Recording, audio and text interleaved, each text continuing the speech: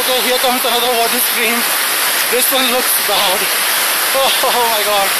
Just managed to cross one of the bikes. Just look at the water flow.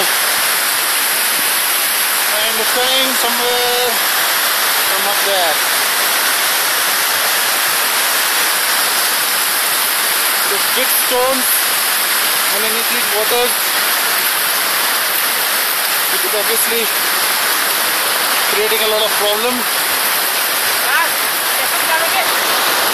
Aja. This looks tough.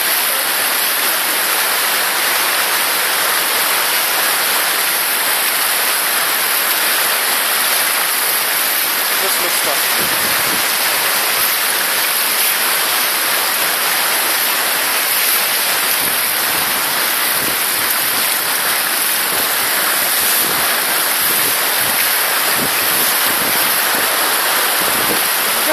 क्या पागल बने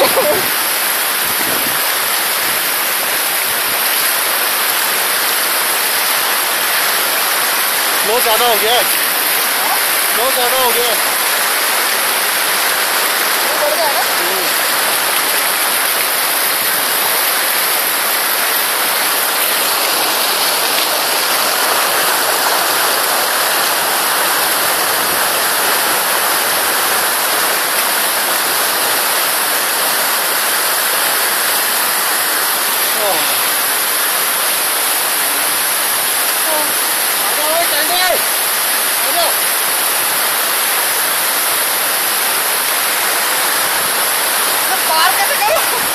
इधर से